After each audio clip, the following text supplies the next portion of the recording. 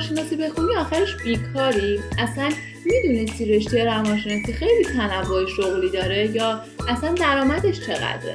تا آخر ویدیو با من باش. خب میخوایم راجع به روانشناسی صحبت کنیم. روانشناسی دقیقاً چیه و چه هدفی رو دنبال میکنه؟ روانشناسی میاد رفتار، ذهن و فرایند روانی انسان رو مورد مطالعه قرار میده. یعنی دانشجو یاد میگیره که انسان چطوری فکر میکنه، احساساتش چطوری شکل میگیرن و در طول زندگی چه تغییرات روانی براش اتفاق میفته. یه تصویر اشتباهی که وجود داره، همه فکر میکنن روانشناسا فقط گوش میدن، مشاوره میدن، همین. ولی خب بخش عمده‌ای از رشته روانشناسی علمی پژوهشیه. رشته روانشناسی یه سری چالش‌ها داره، یه سری پوانه‌های مثبت داره. پوانه مثبتش اینه که موضوعاتش خیلی جذابن، امکان ادامه تحصیل داره، ارتقای شغلی داره، میتونید تخصص بگیرید تو این حیطه و خیلی برای تولید محتوا موضوع جذابیه. ولی خب چالشاش چیه؟ بازار رقابتی شدیدی داره. یعنی بازار رقابتی روانشناسی خیلی لولش بالاست و اینکه مدرک کارشناسی همون لیسانس به تنهایی کافی نیست واسه این رشته. یعنی شما حتما باید دنبال پیشرفتی بیشتر باشید و اینکه درآمد تضمین شده و مشخص و ثابتی نداره. بدون تعارف بخوام بهت بگم، اسم دانشگاه توی این رشته خیلی مهمه. از بهترین دانشگاه‌های ایران توی این رشته دانشگاه تهران، دانشگاه شهید بهشتی، دانشگاه علامه طباطبایی، دانشگاه فردوسی مشهد، دانشگاه اصفهان، دانشگاه تبریز و دانشگاه الزهراء. ولی اگه بخوام از تقسیم بندیشون کنم، راستش نمیشه تقسیم بندی کرد، چون توی عملکرد، نوع ارائه و پژوهشی رتبه بندی ها با هم متفاوته. اما اگر بخوام 3 تا از بهتریناش رو بگم، دانشگاه تهران، دانشگاه شهید بهشتی و دانشگاه علامه طباطبایی.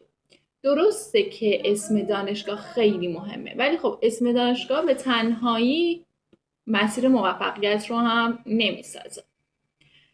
از دروس دانشگاهی بخوام براتون بگم، از مهمترین درس‌های دانشگاهی این رشته روانشناسی رشد، روانشناسی بالینی، روانشناسی عمومی، روانشناسی شخصیت و آسیب شناسی روانیه. این رشته گرایش‌های مختلفی داره، مثل روانشناسی بالینی، روانشناسی عمومی، روانشناسی تربیتی، روانشناسی صنعتی و سازمانی و در آخر روانشناسی کودکان استثنایی. و اما فضای کاریش، فضای کار روانشناسی، یک کسی که فارغ التحصیل رشته روانشناسیه توی مسیرهای مختلف میتونه کار کنه. یعنی اون دیدگاه هست که همه باید برن مطب بزنن، کار کنن که بتونن به درآمد برسن، ولی خب نه، اتفاقا تنوع شغلی جالبی هم داره. یکی از که فارغ التحصیل رشته روانشناسی میتونه توی بیمارستان‌ها، مراکز درمانی، مراکز آموزشی مثل مدارس، کلینیک‌ها، مراکز توانبخشی، مطب، میتونه فعالیت آنلاین داشته باشه. دوستان، رشته روانشناسی از اون دسته از رشته هاست که توی سوشال مدیا خیلی جای پیشرفت داره و اینکه توی مرکز مشاوره کودک نوجوان هم میتونن فعالیت داشته باشن. و اما قسمت دیگهش درآمدش.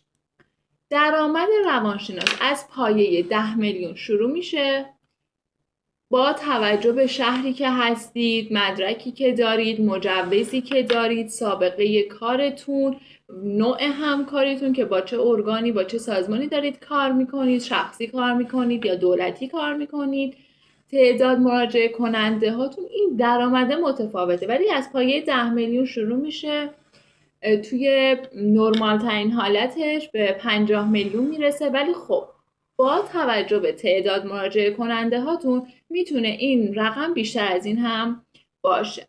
یه نکته دیگه که مهاجرت. رشته روانشناسی برای مهاجرت تحصیلی رشته خیلی خوبیه، خیلی جای پیشرفت داره تو این قضیه. برای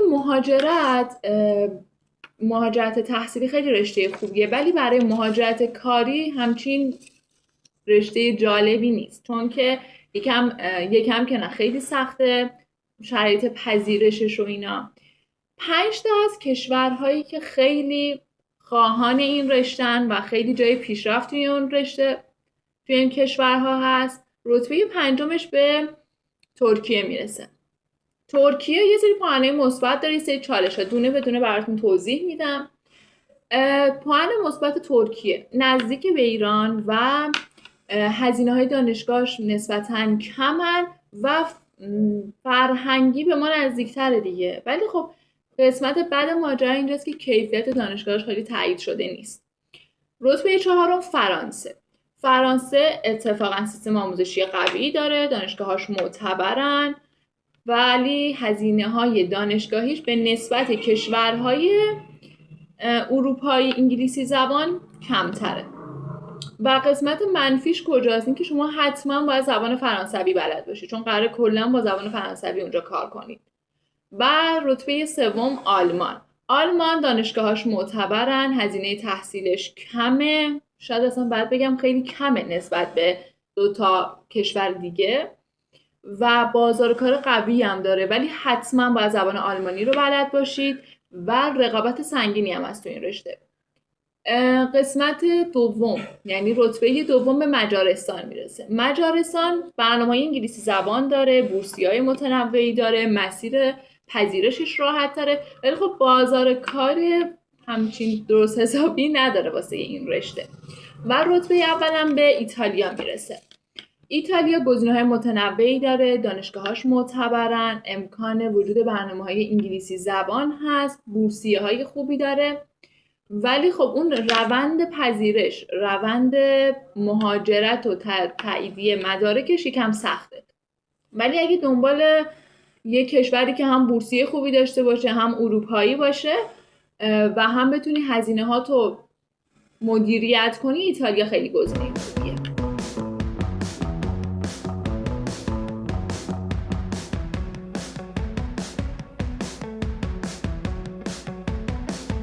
خب اینم از معرفی رشته روانشناسی. امیدوارم به کارتون اومده باشه و توی انتخاب رشته بهتون کمک کرده باشه.